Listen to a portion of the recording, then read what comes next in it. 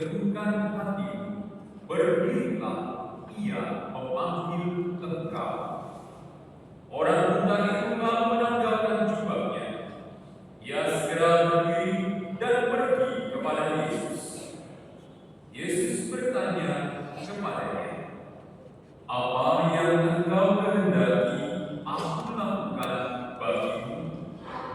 Jawab orang buta itu, "Rabuni, aku ingin dapat melihat." Yesus lalu berkata kepadanya, "Pergilah, imanmu telah menyelamatkan engkau." Pada saat itu juga ia dapat melihat. Lalu ia mengikuti Yesus dalam perjalanannya. Demikianlah sabda Tuhan. Terpujilah Kristus.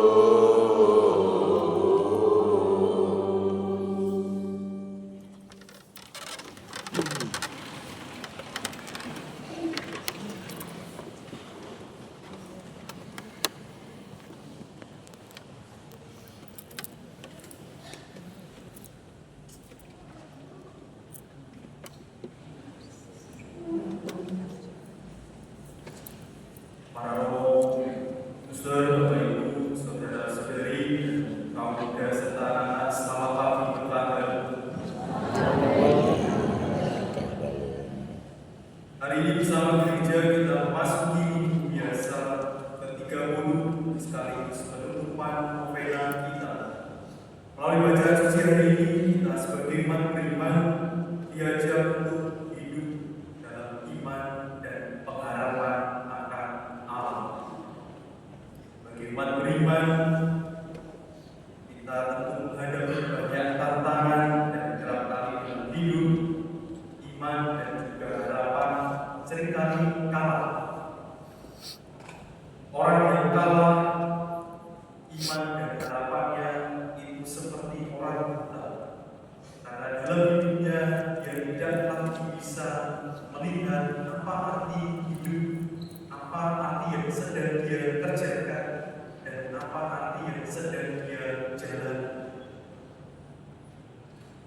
Hidup dalam iman dan pengharapan akan Allah adalah bacaan pertama dari kitab Yeremia, tampak dari nubuat akan janji Allah yang akan mengembalikan mereka justru dari sisa-sisa bangsa Israel.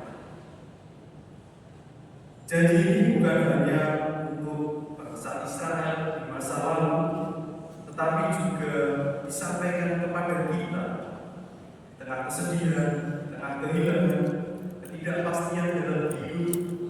Allah berjanji untuk membawa kembali orang-orang yang terpinggirkan, harapan-harapan yang mungkin sempat terpatahkan. Dari bacaan yang kedua dari kitab Ibrani, kita bisa melihat bahwa imam besar yang di sini digambarkan Yesus sebagai imam agung dapat merasakan apa yang kita alami. Ia tidak hanya tahu tentang kesakitan, penderitaan kita sebagai manusia, tetapi dia mengalami sendiri tantangan-tantangan sebagai manusia.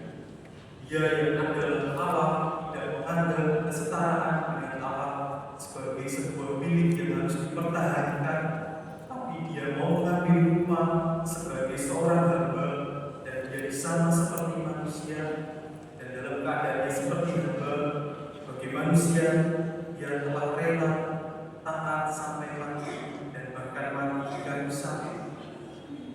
Inilah Yesus, sang imam agung yang kita imani, dan kita rayakan dalam perayaan kurban Ekaristi. Tentang iman dan juga harapan akan Allah dalam kehidupan sehari-hari, seringkali kita jatuh karena kita berharap pada yang bukan Allah. Apakah kita pernah mengawali dengan sadar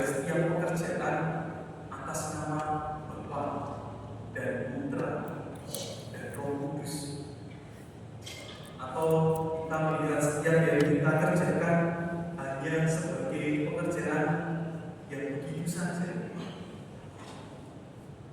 Seringkali kita membedakan antara kehidupan rohani dengan kehidupan yang profan, yang realita yang kita jalani. Hal ini kemudian membuat kita terbuai akan cara berpikir kita yang rasional, akan hitung-hitungan yang seolah pasti. Dan ketika kita mulai terpancing, kita tidak lagi mengandalkan Allah, tidak meletakkan sejak awal harapan kita kepada Allah. Dan ketika jatuh, maka yang terjadi kita kehilangan pegangan dan juga arah kita menjadi buta dalam kehidupan kita sendiri. Harapan akan Allah sebenarnya dalam kehidupan gereja juga ada.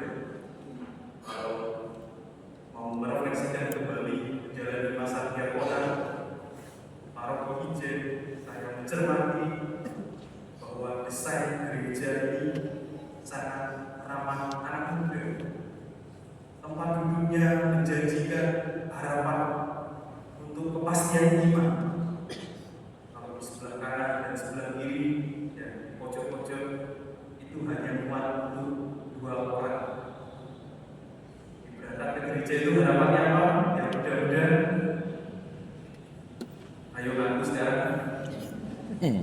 Apa harapannya? Jangan senyum-senyum. Sekarang sudah romo ya, saya tunggu di ruang apa? Apa harapannya? Dapat jodoh. Ya, jadi Bapak Ibu tolong kondisikan. Kalau jodoh, tolong yang muda-muda sebelah kanan dan sebelah kiri. Tapi kenyataannya itu cuma harapan palsu. Kenyataannya gereja ini adalah gereja Ijen, solo, single, Ijen itu sendiri. Jadi tempat ini adalah tempat menggerakkan kejombloan tingkat tinggi. Kalau ada yang kurang di sini kayak kemarin. Jadi harapan kalian cuma harapan palsu. Karena disinilah tempat para jemaat, para diakon mengucapkan janji mereka di hadapan provinsial, di hadapan Bapak Uskup, dan terlebih umat Allah dan Allah sendiri. Ya tetap berharap saja di sebelah kanan dan di sebelah kiri dalam iman-Nya. Dan semoga lebih banyak yang kurang di sini. Bapak Ibu saudara-saudari yang terkasih, dalam bacaan Injil hari ini kita diberi sebuah gambaran tentang iman dan harapan dari Bartimeus. Bartimeus memang buta, tetapi mari kita melihat kebutaan itu sebatas sebagai kebutaan fisik. Pertama, kebutaan yang akut lainnya adalah kebutaan pada sesama. Bapak Ibu nggak sadar bahwa kursinya itu mudah gede. Contohnya, kebutaan juga yang terlibat untuk mau menjadi pengurus parti sudah mau 90 tahun.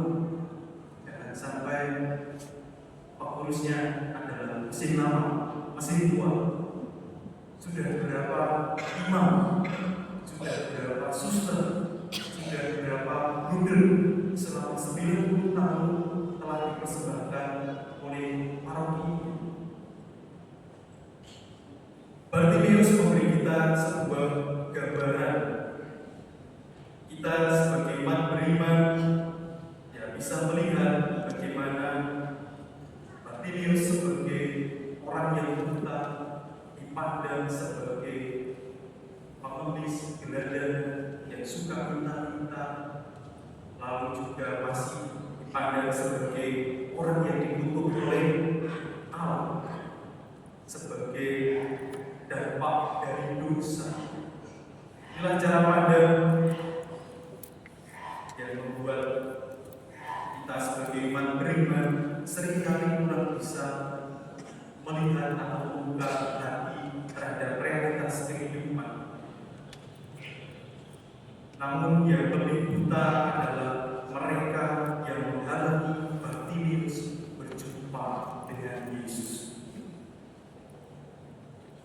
Mereka yang justru membungkam Bartimius. Jadi siapa yang sebenarnya buta? Ironisnya kita yang mampu melihat tidak dapat melihat kebutuhan sesama, kurang mau melihat kebutuhan gereja. Jadi bukan solusi ya kita justru menjadi penghambat keselamatan orang lain, bukan menjadi jembatan, tetapi menjadi tembok penghalang.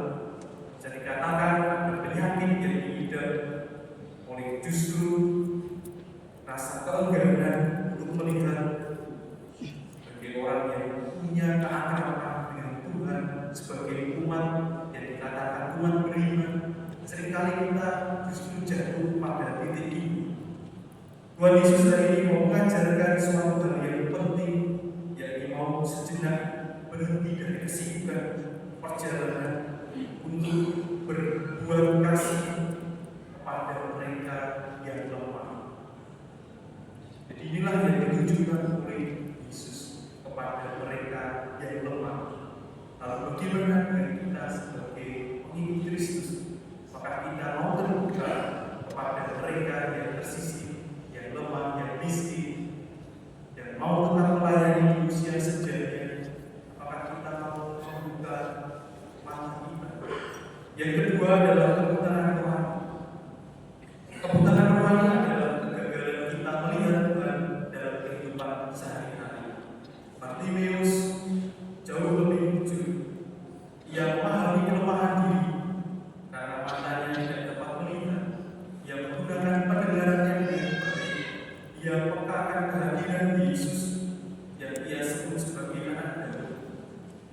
Dan jarang dalam hidup kita berakhir seperti Bartimius, berhenti duduk di tengah jalan dan persimpangan hidup dengan rasa putus asa, tidak dapat melihat rahmat yang telah diberikan oleh Allah di masa lalu. Ketika kita menghadapi banyak persoalan, kita mulai menyalahkan Allah dan juga membuat kita tidak mau hidup berlingkungan, tidak mau lagi hidup berharmoni, karena lebih mengedepankan rasa sakit hati. Dan hal ini menuntut pada rahmat yang telah diberikan oleh Allah. Bahkan sejak dia lahir, sejak dia dibaptis, sejak dia diangkat menjadi anggota gereja. Maka mari kita juga melalui bacaan Injil hari ini, tengah dunia yang penuh dengan ketidakpastian, penuh dengan cobaan, kita perlu memiliki iman yang teguh seperti Bartimius yang berani berseru kepada Yesus. Bartimius percaya bahwa Yesus dapat memberikan apa yang dia butuhkan. Dia dengan tulus mengungkapkan permohonan Rabi supaya aku dapat melihat. Pertanyaan yang juga oleh Yesus, apa yang kau kehendaki? Dan jawaban dari Bartimius ini seringkali kurang bisa kita sampaikan kepada Allah. Pertanyaan yang bisa menjadi permenungan bagi kita yaitu apa sebenarnya yang menjadi kerinduan terdalam kita terhadap Allah? Apa yang kita harapkan sebenarnya dari hubungan yang kita jalin dengan Allah? Dalam banyak kasus kita mungkin tidak menerima dan juga tidak menyampaikan dengan jelas apa yang mau, apa yang menjadi kerinduan kita kepada Allah. Padahal Allah menginginkan kita untuk datang kepadanya dengan penuh kejujuran, mau membuka hati dan juga pikiran kita. Maka Bapak Ibu Saudara-saudari yang terkasih,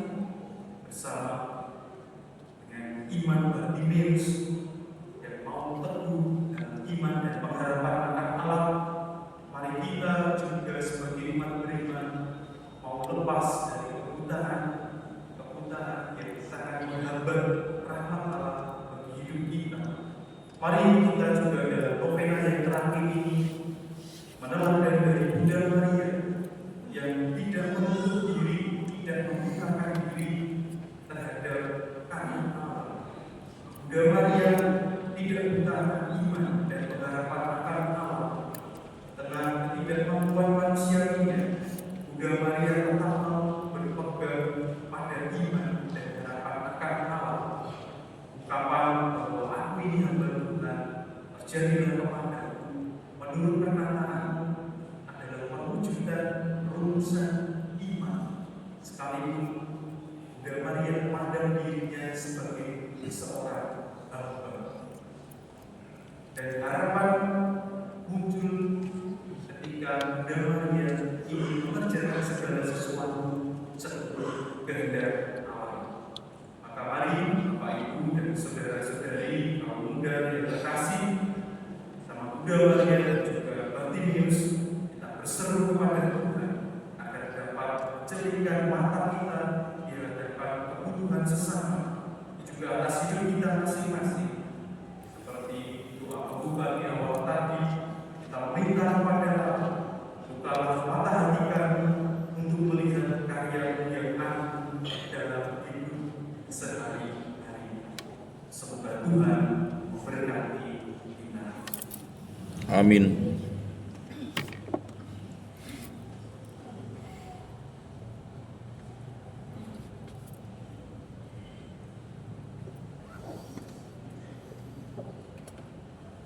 Saudara-saudara yang terkasih dalam Kristus, setelah mendengarkan sabda Tuhan dan merenungkannya, mari kita bangkit berdiri untuk menyatakan iman.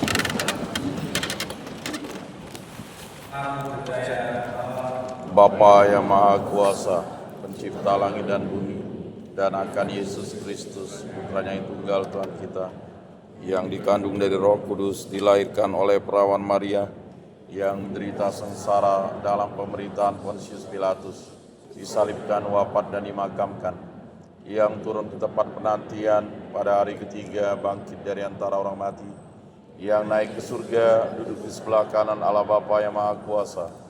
Dari situ ia akan datang mengadili orang hidup dan mati. Aku percayakan Roh Kudus, Gereja Katolik yang kudus, persekutuan para kudus, pengampunan dosa, kebangkitan badan, kehidupan kekal. Amin. Tuhan bersabda kepada kita bahwa padanya akan membawa kita kepada keselamatan. Marilah berdoa kepada Bapa kita di surga agar kita selalu diteguhkan di dalam iman dan digabungkan di dalam keselamatannya. Bagi gereja, umat yang diselamatkan oleh kasih Allah, semoga kita semakin memiliki kerendahan hati dalam melaksanakan kehendak Allah, sehingga semakin banyak jiwa-jiwa yang diselamatkan oleh karena kuasa Kristus yang sungguh nyata di dalam diri dan hidup kita. Marilah kita Kabulkanlah doa kami, ya Tuhan. bagi pemimpin bangsa-bangsa dan pegawai pemerintah. Semoga para pemimpin bangsa-bangsa dan pegawai pemerintah menjalankan karya pelayanan mereka dengan cinta kasih yang terwujud melalui perhatian khusus kepada orang miskin dan berpinggirkan. Marilah kita Kabulkanlah doa kami, ya Tuhan. bagi mereka yang berkecukupan dalam harta benda atau dalam hal bakat-bakat yang dianugerahkan. Semoga mereka yang berkecukupan tidak meremehkan sesama yang kurang beruntung, tetapi memakai kekayaan serta bakat-bakat mereka demi perkembangan bangsa serta kesejahteraan bersama. Marilah kita Kabulkanlah doa kami, ya Tuhan. bagi kita masing-masing yang hadir di sini, semoga kita semua menyadari bahwa sebenarnya amat miskin di hadapan Bapa dan di hadapan saudara-saudari sehingga hati kita terbuka untuk memperbarui dan semakin beriman kepada Dia dengan bertobat terus-menerus. Marilah kita Kabulkanlah doa kami, ya Tuhan. bagi para ibu baru, semoga Allah Bapa senantiasa memberkati mereka dalam semua karya pelayanan bagi umat. Jadikanlah mereka garam yang dapat melindungi hidup dari kebusukan dan kehancuran. Jadikanlah pula mereka terang yang dengan perkataan dan perbuatan memancarkan pengaruh kepada orang yang sedang mengikuti Tuhan. Kuatkanlah mereka bila mengalami kesulitan dalam hidupnya. Semoga mereka tetap dapat hidup sebagai orang beriman dan bekerja giat dengan Tuhan. Marilah kita Kabulkanlah doa kami, ya Tuhan. bagi kepentingan umat. Semoga kita senantiasa bertekun mendengarkan sabda Tuhan dan berdoa bersama Bunda Maria agar seluruh anggota keluarga dapat bersatu dalam iman, harapan dan kasih yang bersumber dari relasi yang semakin mendalam dengan Tuhan Yesus, serta setiap keluarga dapat mengalirkan sukacita bagi masyarakat di sekitar. Marilah kita Kabulkanlah doa kami, ya Tuhan. bagi kepentingan diri kita masing-masing.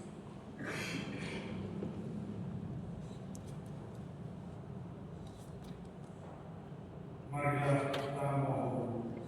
Kabulkanlah doa kami, ya Tuhan. Tuhanlah kami harus mengakui kata-kata bagus tidak berarti bila tidak muncul dari hati yang saja dan jujur. Bantulah kami agar kekuatan kami sama dengan kata-kata kami dan hidup kami sama dengan doa kami. Demi Kristus Tuhan dan antara kami. Amin.